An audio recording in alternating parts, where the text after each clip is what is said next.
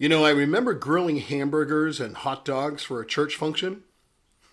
Once they were cooked, I hollered, "Come and get it!" The way people began running over, you'd have thought we were handing out gold.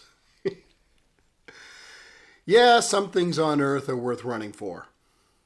I don't know if you ran to your phone, tablet, or computer to join Mornings with Bishop Robert today, but however you came, I'm glad you're here.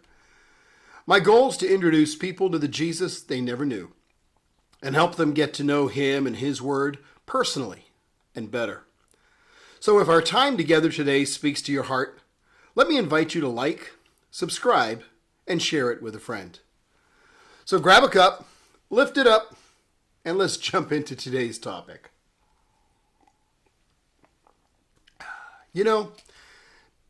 People who are determined to succeed at something are often willing to invest long hours and significant effort into it. As we do, it's far too easy to get our lives out of balance. We confuse our wants and our actual needs too easily. Someone once said if you give a pig and a boy everything they want, you'll get a good pig and a bad boy. We tend to let our desires drive our efforts, but they're not always God-inspired desires. So even when we achieve them, we find the accomplishment is empty and, unfulfilling. I know of a woman who set a goal of earning a six-figure income by the age of 45. She met her goal at the age of 38, only to find that nothing changed. All she had was a sense of emptiness when she'd anticipated a sense of achievement. But the triumph was hollow. It was hollow because she'd been tricked. Sin comes when we take a perfectly natural desire or longing or ambition and try desperately to fulfill it without God. Not only is it sin to hold God outside of our lives, but it's a perverse distortion of the image of Christ, the Creator, in us. All these good things and our security are rightly found only and completely in Him. And when we allow Him to lead us, to direct us to the successes that He intended for us, we find great joy in their fulfillment. Today's verse says, "Come to me, all you who labor and are heavy burdened, and I will give you rest." The rest He offers us is rest from futile labor, rest from the demands of performance and achievement as the world measures it.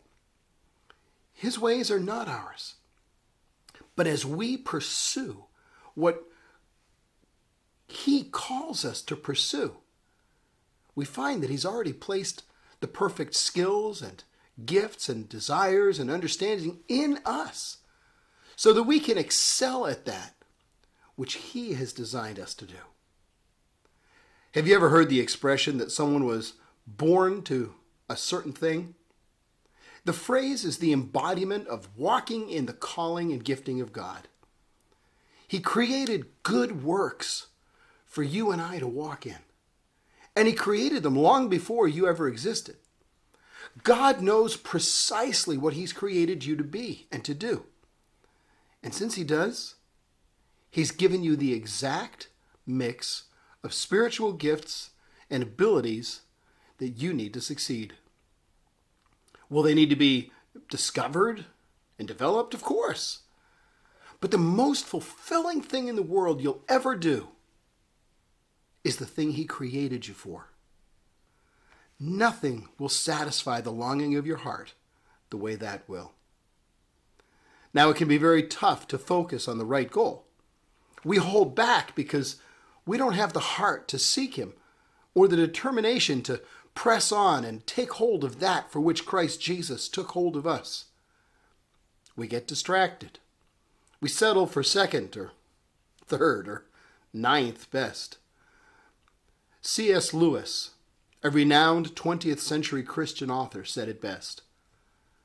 We're half-hearted creatures, fooling about with drink and sex and ambition, when infinite joy is offered to us. We're like an ignorant child who wants to go on making mud pies in the slums because he cannot imagine what is meant by the offer of a holiday at the sea. We're far too easily pleased, and, if I might add, far too easily distracted. He offers us that which, though it requires effort, also gives us rest. Come to me, all you who labor and are heavily burdened, and I'll give you rest. Labor is the effort at production. Being heavily burdened comes from carrying things that are weighing us down. But God's rest comes when we see what He has called us to do and who He has called us to be, and then pursue that until we possess it. Paul McCartney composed a song for the 1969 film The Magic Christian.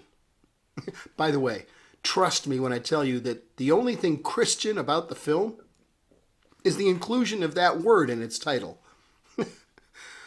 But the words of McCartney's song from the soundtrack do apply here. If you want it, here it is. Come and get it. Make up your mind fast. Yeah, here it is. The best that life has to give. The thing that will bring you the greatest pleasure and sense of fulfillment. God's will for your life. Make up your mind fast, because you don't want to miss a minute of what He has for you. If you want it, anytime I can give it. But you better hurry, because it may not last.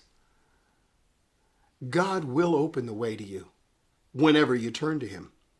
He can give you His wisdom and direction anytime. But hurry. Every day that you wait, there are lost opportunities to grow, to use the gifts and the talents He gives you to advance His kingdom. God can give you His gifts anytime. Why not now?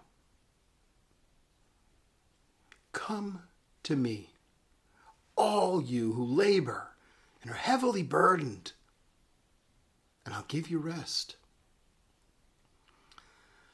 Well, we're out of time this morning, but I want to ask you to help me introduce people to the Jesus they never knew, and help them get to know Him and His Word personally and better. Please like this video. It'll help more people see it. And then follow or subscribe so that you and I can get together every day. Leave a comment on your gifts. Love to know what you think they are. And tell me what is God calling you to do? And one more thing. Share this with a friend, would you? Because as you do, you know you're part of the team that's touching hearts all over the world with the love of Jesus. Thanks for helping.